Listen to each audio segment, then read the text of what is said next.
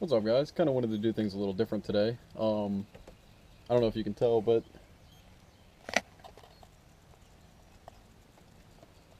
bought an E30 finally. The one I've been working on it got down to a situation where it was pretty much either get it completely running or sell it. And basically, the point where I'm at right now was easier to just sell it. So I'm still working on that. Have a guy interested. He wants to come down next weekend, Saturday, I think. Come look at it. Um, but anyway, that's enough with that. So this is pretty much the new project car. Still have Mr. slash Mrs. Daly over there. But yeah, this is pretty much the new project. Pretty fucking stoked about it. Went to Virginia, picked it up. Literally couldn't stop smiling the whole drive back. It was just pretty much like when someone retires, you know, gets done their job, retires, etc., etc., finally gets that Ferrari you really want, and then just drives it home. Pretty much how they feel, I'd imagine. That's pretty much how I feel. Like, every time I drive it, I just feel overwhelmed with pride, excitement, everything, really. I mean, it's everything about this car I'm in love with. There's a few minor things, but you know, that all the good shit just completely outweighs it. I know there were a couple things I wanted to kind of like go over. Interior is pretty mint. So like everything's pretty much good. There's a few scuffs in the door cards and everything. The dash is cracked, just like pretty much every other E30 out there. But mine is a little bit more. I'll show you guys what I mean.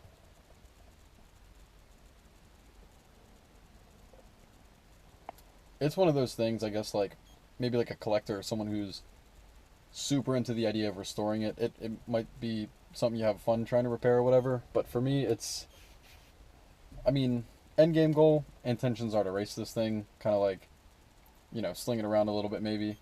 Haven't fully decided. I've always wanted to build like a time attack car or time trial, whatever. Um, but a lot of friends are big into drifting and they kind of want to get me into that. So I'm kind of like bouncing between things. I might do a little bit of both. Um, Swaps are definitely happening. I do like the M20. It's pretty cool, but I've always been into like old school Chevys, like, you know, small V8s I think would be pretty cool in here. But another idea a lot of people have been giving me is, ah shit, what is it? The M20, or sorry, Jesus, the M50, and then to boost it, which I think would be pretty cool. I mean, I always thought they were OBD2, so that's kind of why I never put any thought into it. And then had a friend tell me, or refresh me that it was OBD1, so kind of excited me. Um, I know there was something else I wanted to say, but trying to look around. Oh yeah, it was when I was showing you the seat. So, things I've done so far.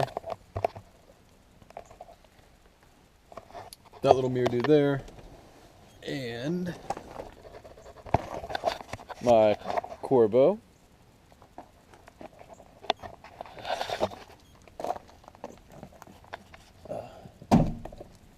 Let's see, we'll go here and pop the hood real quick.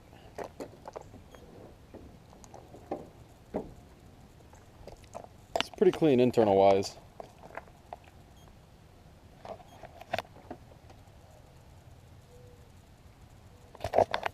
And I think the tranny was rebuilt at like 170K.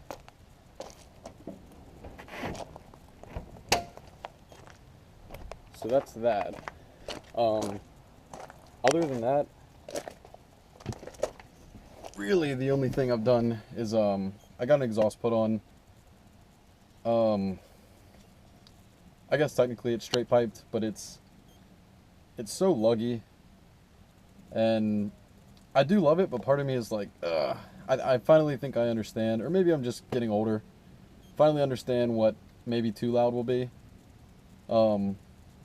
I'll probably throw that up in like the next video, kind of give an example of what that is, or you know, not what it is, but what it sounds like on this car exactly, what I got done. You know what? I'll show you the tips I got at least. That'll be cool.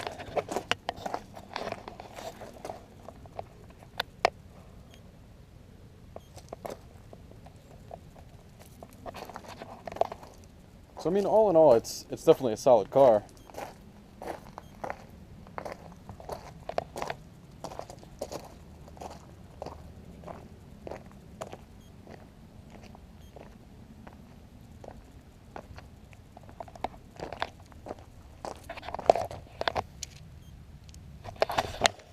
The reason I zoomed up on that one is because I was watching this video and someone ended up getting the you know, the fog light out from the front, and you know, I didn't really put much thought into it, unfortunately. So when I went to go take it out, started unscrewing the front, the little tabs you pull out, you unscrew them after.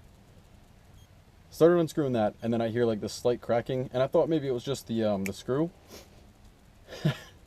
Kept going a little bit, and then all of a sudden this like probably like that big piece of glass falls out, and then, you know, I ended up pulling a little bit off. And then talked to another E30 friend of mine, and he was like, dude, yeah, you fucked up, you're supposed to lift it and then get it from the back. So, you know, learn something. I'm gonna end up ordering new fog lights for that pretty soon. Get that done. Oh, that's what I meant to say. So ordered coilovers. Yes, they're on the cheaper side. That's only because me, along with every other person in the world, cannot stand the you know, wheel gap, wheel height, non-fitment. I don't know, can't really stand that. So I just went with something cheap for now. This is one of those cars, especially because I got it tagged historic, and especially in Maryland, the laws have just gotten, well, I don't want to say crazy, but they're really trying to enforce them more. So it's, I'll be honest, it's got me a little scared. So I'm gonna try and drive this thing pretty much strictly on weekends. I know even that's kind of still sketchy because it's mainly, I'm trying to remember exactly what it was saying. I think it was 1,000 miles a year they want you to drive or something like that. And that's just, can't do that. That's too little for me. I need 100,000 a year, you know, just to be in the safe zone. But yeah, like I was saying, cheap coilovers just to lower it. You know, I'll be riding it twice, 3 times a week, if that, maybe. Obviously for the repairs and, you know, little stuff like that I got to get away with. But I'd say in like a year and a half, I'm gonna save up and just get the ground control, just the full setup. Always been a fan of that. Always like that. They came with the camber plates on them. I think that's awesome. So that's definitely in the future. I'm trying to think what the next thing is. Oh yeah. So seat's got to go next. Well, not necessarily go, but so fun fact: the seat I'm sitting in now, I got the seat bracket, the Corbeau seat bracket, from a guy on Rev Limited. It's funny because he was using it in his track car, and he was using it on the passengers. Yes, it's a passenger side one. But it still worked for this one, the driver's side. So what I'm gonna end up doing is ordering another, you know, an actual driver's side one, swapping this seat back out with it, and then making this seat the, you know, where it was supposed to be pretty much. This one is the single locking, and I've always been a fan of the idea of the double locking. I just feel like they're more stiff, more, I guess, I don't know, more centered, if that makes any sense at all. So that's definitely happening probably after the coilovers. Definitely need new wheels at some point. So if you have any ideas, definitely throw those in the comments, because the only thing I'm really thinking right now is the BBS RSs, but I know they're kind of hard to get, especially, basically I'm trying to find the 16-inch in 4x100, obviously. I'm not a big fan of running adapters, but, you know, shitty as it sounds, I might just run reps just because I love that wheel. And I'm not going to be that guy who puts like the BBS cap on them. I might put the BMW cap just because it's obviously a BMW. If not, I'll just put the ESM caps. That's the company I wanted to go through anyways. But yeah, guys, just kind of, I know it's been a while since I've put out a video and kind of wanted to give like an update. Especially wanted to track this car as like a project build update series question mark thing. But yeah, stay tuned in. I'll keep you guys updated. I'm gonna try and keep everything that I do on video. So like every minor thing. Next time I put the seat in, I'll do like a video of, you know, taking this one out, installing it over here, you know, getting rid of this guy, putting the other race seat over here. I definitely want to get a cage, or at least something temporary as a roll bar, just so I can get the harnesses made. Well, not, you know, made, but kind of have something to cling to. Other than that, I've got huge plans for this thing, and you guys are just going to have to watch, wait, and find out. Alright guys, see you next time.